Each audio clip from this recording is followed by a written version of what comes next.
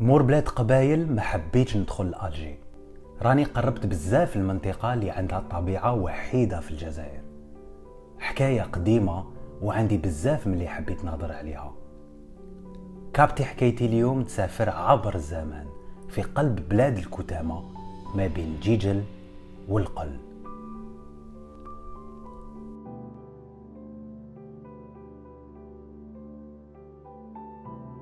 رانا في جيجل وجينا هنا في منطقة جيجل على جال فكرة، على جال اون دو ديبار. باسكو كي نخمو في جيجل نخمو على لي بلاج، نخمو على السياحة، نخمو على الطبيعة، نخمو على اللهجة تاع ناس جيجل، وبالك نخمو تالي على العشرية السوداء اللي هنا كانت حاجة قوية. بصح قليل اللي يخمم في التاريخ تاع جيجل، باسكو على حسب الشوفة ما كاينش هنا قصبة ولا آثار اللي باينين، وجيت نبروفي روحي ونبروفي لكم العكس. جيجل هي مدينة اللي فيها اليوم أكثر من 150 ألف نسمة تطل على البحر الأبيض المتوسط. جيجل عندها علاقة خاصة مع البحر، ميناء اللي عنده أهمية اقتصادية كبيرة في الجزائر، ومنطقة اللي معروفة بالصيد البحري، مبنية على ضيفة شواطئ صخرية لا كورنيش تاع جيجل، ومتكية على جبال بلاد قبايل. كاين بزاف نظريات على اسم جيجل منين جاي، واللي معروفة الأكثر هي بلي جاي من إيغيليغيل اللي معناها بالأمازيغية من جبل لجبل، واللي بعد قرون تحول إلى جيجلي وجيجل.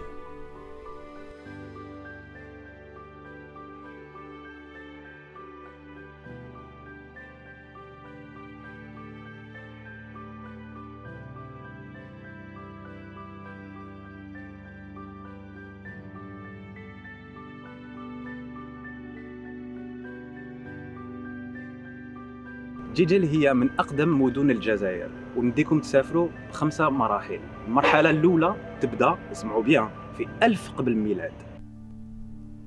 من العصر القديم جيجل عاصمة قبيلة أمازيغية كبيرة في بلادنا، الكتامة. الفينيقيين بحارة وتجار معروفين بناو محطات تجارية ومدن في شمال إفريقيا، منهم جيجل. مع الوقت جيجل ولات تحت حكم كارتاج عاصمة الحضارة الفينيقية، ومن بعد تحت المملكة الأمازيغية النوميدية. قريب على شوط بوسعدون، الموقع التاريخي تاع رابطة مازالو يشهد بهذه المرحلة. الجزائر معمرة بمقبرات تاع وقت الفينيقيين، ورابطة معروفة بقبور اللي محفورين في قمة صخرية ومن أكبر في الجزائر. ما نكذبش عليكم، قلبي انتقسم في هذا الموقع التاريخي اللي عنده آلاف السنين واللي لقيته في حالة كارثية. مور الأمازيغيين ومور الفينيقيين لحقوا لهنا لي غوما كانوا بداو يولوا دولة كبيرة، وبيان سور حبوا يستعمروا جيجل باسكو كانت ديجا مدينة مشهورة وكبيرة، وهما استعمروا الأغلبية تاع شمال إفريقيا، زادوا بناو في جيجل وزادوا كبروها وعطاو لها قيمة كبيرة. في وقت الرومان جيجل زادت تطورت، وبالأخص في التجارة، تلمة مشهورة كعالم الجغرافيا كلود بتوليمي ذكرها في كتابه. بصح مور الرومان في 429 الويندال لي فاندال غزاو المنطقة وهدموا كلش في طريقهم.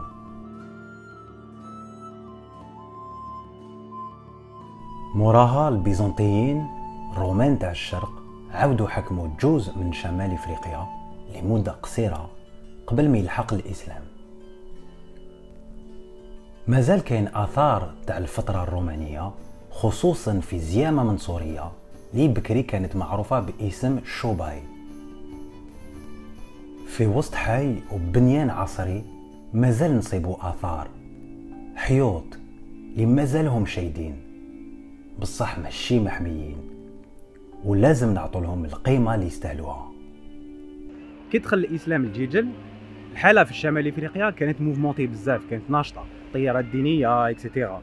والقبيلة تاع منطقة جيجل اللي هما الكتامة راهم رايحين يلعبوا دور كبير في التاريخ تاع المغرب ومام في المشرق، سبيسيالمون في مصر. هي حكايه شويه كومبليكي بصح لازم كاع نعرفوها. في القرن 10 عبيد الله المهدي خليفة شيعي لحق الجزائر وتحالف مع الكتامة من أقوى قبيلة في شمال إفريقيا، معروفين بقدراتهم الحربية. طيحوا الأغالبة تاع قيروان، وفي 909 أسسوا الخلافة الفاطمية وبناو عاصمة جديدة اللي هي مهدية في تونس. زادوا توسعوا في شمال إفريقيا ولحقوا حتى مصر وين أسسوا مدينة القاهرة. عليها الكتامة دخلوا في التاريخ، هما عمود الفقري تاع الخلافة. تاريخنا طويل ومعقد، الخلافة تشتت، الحكم في شمال إفريقيا عاود ولا محلي، وجيجل من بعد ولا تحت سيطرة مملكات أمازيغية كما البني حماد، الموحدين، الحفصيين. بقات تلعب دور كبير في التجارة، تيلمون كبير كما بين القرن 13 للقرن 16 كانت تتاجر مع الدول الإيطالية وخصوصا جمهورية جنوة. في قاعد المرحلة البحر المتوسط كان صاري فيه جيم اوف ثرونز. مور الفاطميين جيجل ولا تحت الحكم تاع الزيريين تاع البني حمد، جايه هنا برك على كل حال، ولا التاجر ثاني تتعامل بزاف مع لي اسبانيول مع لي ايطاليان. ما تنساوش كان هذا الوقت جمهوريه جنوة لا ريبوبليك دو جين، او بوين وين هما كان عينهم في جيجل في حكم المنطقه. سكان جيجل كانوا خايفين من الحكم تاع الاوروبيين، الوغ واش داروا؟ سمعوا بلي كانوا زوج خاوه اللي اسمهم عروج وخير الدين بربروس اللي كانوا في تونس، عيطوا لهم باش يجوا يعاونوهم هنا من الاوروبيين، لحقوا ربحوهم، ومنا من جيجل في 1514 نظموا الاستراتيجيه ديالهم باش يروحوا يعاونوا سكان الجي اللي كان عندهم لي اسبانيول. كي حروا جيجل الاخوه بربروس حطوا اول حجره لبناء الدوله العثمانيه في الجزائر. مور جيجل دخلوا البجايه الجزائر بني مزغنه تلمسان، تخلصوا من حكام المحليين وكملوا الاستراتيجيه ديالهم. مامي خيروا الجزائر بني مزغنه كعاصمه، جيجل بقات عندها دور خاص قويه ومحترمه في الدوله العثمانيه، وناسها كان عندهم صلاحيات كبار ومعروفين بالقرصنه. كما على بالنا في 1830 فرنسا لحقت الجزائر العاصمه، 7 سنين من بعد حكمت قسنطينه، سكيفي كو جيجل اللي كانت ما بيناتهم لقات روحها شويه وحدها، قعدت هكذاك واحد عامين وفرنسا حكمت اوفيسيالمون جيجل en 1840. في الليله ما بين 21 و 22 اوت 1856 صارت كارثه، زلزله كبيره ضربت في المنطقه وردت البحار على المدينه. في الهزات الاولى ناس هربت للجبل، بصح مالوغوزمون جيجل تهدمت ومعاها 30 قرن تاع التاريخ رابوا.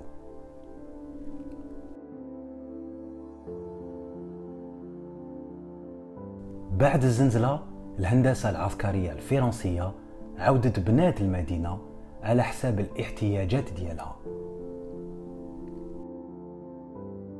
جيجل مدينة قديمة وتاريخية، مدينة الأمازيغيين، الفينيقيين، الرومان، منطقة اللي أسست الخلافة الفاطمية واللي تحكمت على البحر الأبيض المتوسط.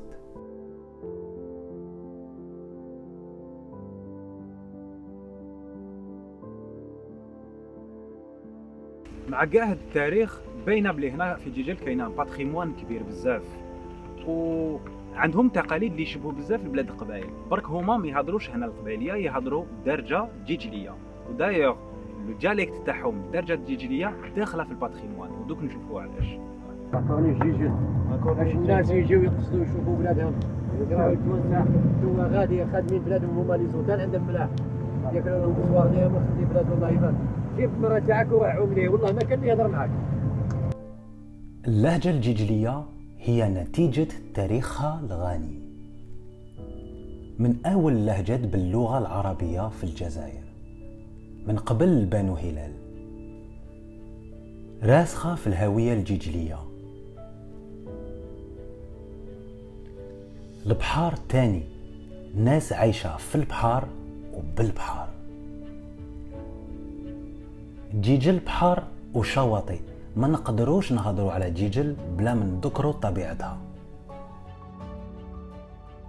محال نجو حتى لجيجل وما نهضروش على الطبيعه ديالها.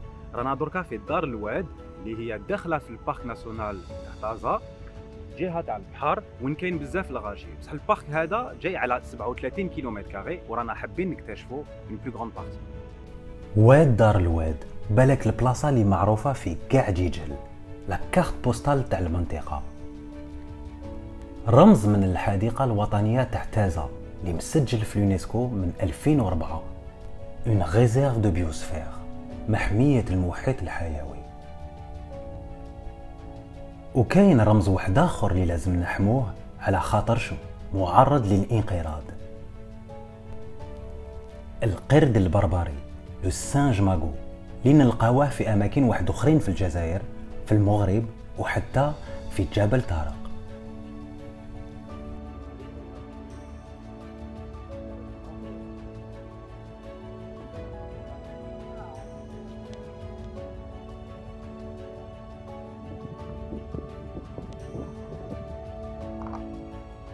حبيت نبعد شوية على البحر وندخل نكتشف المنطقة. حكمت الطريق إيراغن وين طحت في السد تاع السويسي، لوحة حية في وسط الطبيعة وبعيدة على ضجة المدينة.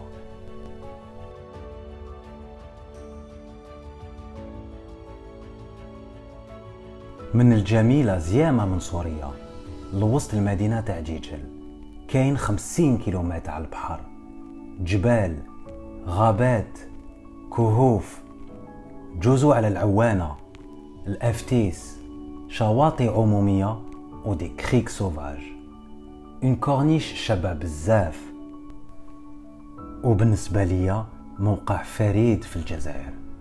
كاين ديفيرونس كبيره ما بين البلايص وين غير الطبيعه والبلايص وين كاين الغاشي، وين الناس تلحق لها. انا مانيفيك هذه لا كورنيش جيجيريان.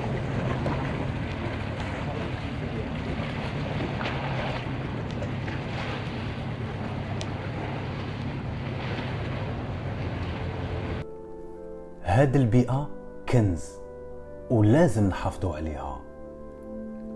لازم نحبسوا هاد التصرفات السلبية اللي راهي تضر طبيعتنا، بلادنا ومستقبلنا.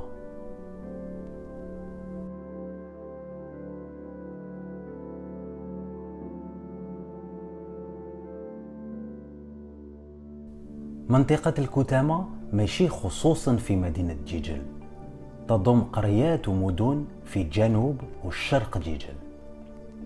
كاين واحد المدينة في هذه المنطقة اللي راني حايب ولازم نحكي عليها. شرقنا 170 كيلومتر ولحقنا للدخله تاع ولايه سكيكدا في واحد المدينه اللي معروفه بالخليج ديالها سابي، اللي معروفه ثاني بالجبال ديالها اللي يلحق حتى 1200 متر يعيطوا له الكوفي، ومعروفه ثاني بلا بريسكيل جارجا اللي هي شبه الجزيره. لحقنا اونفان لمدينه القل. القل نعرفوها اليوم كمدينه سياحيه معروفه بالبحر ديالها، الناس يجوها من كل جهه، بصح القل هي ثاني مدينه قديمه معروفه من لونتيكيتي، وكما الاغلبيه تاع المدن لو ليتورال تاع الجزائر جازوا عليها بزاف الحضارات. واليوم راني حابب نجي نشوف ونكتشف لو بوتونسيال تاع مدينه القل.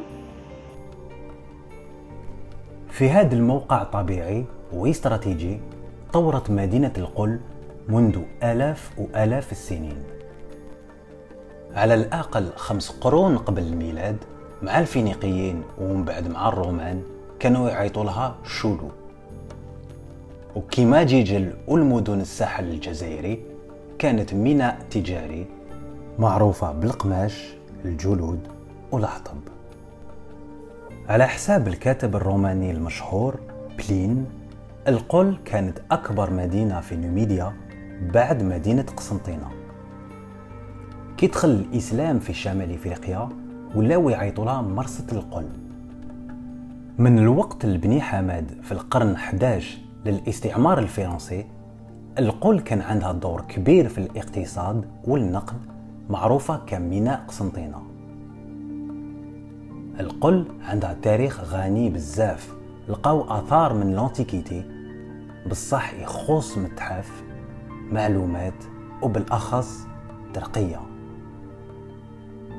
عاود طلع لي المورال كي شفت جوهرة القل، الجامع سيدي علي الكبير اللي بناه في 1756 أحمد بن علي البيت قسنطينة. الحاجة الخاصة في هذا المسجد هو اللي مبني بآثار وبقايا معبد روماني. الجامع هو اليوم مسجل كتراث وطني من 1994، وبالنسبة لي من أجمل المساجد في الجزائر. القل ميناء ومدينة قديمة في التاريخ، محرك اقتصادي تاع المملكات في الجزائر، معروفة بالصيادة، صناعة الفلين، ومشهورة في الجزائر بالسياحة. محال نلحق للقل وما نحبش نتمتع في المناظر الخلابة نتاعها.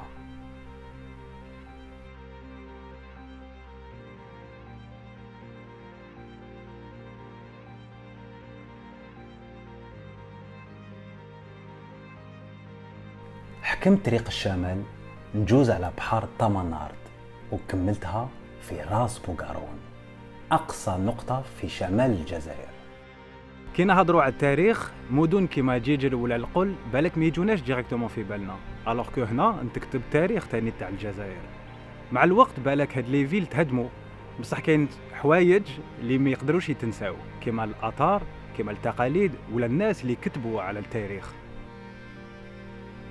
في هذه الرحلة فهمت بلي كل جهة في الجزائر عندها قيمات تاريخية. كي جيجل كي القل عندهم تراث تاريخي، ثقافي وطبيعي كبير، بصح كاين اون اورجونس لازم نحافظوا عليه، نكتبوه، نرسموه وننقلوه. بون راني هضرت بزاف، درك لازم نروح نعوم. لا حبايبي، بالشكل الله تقول المرقى.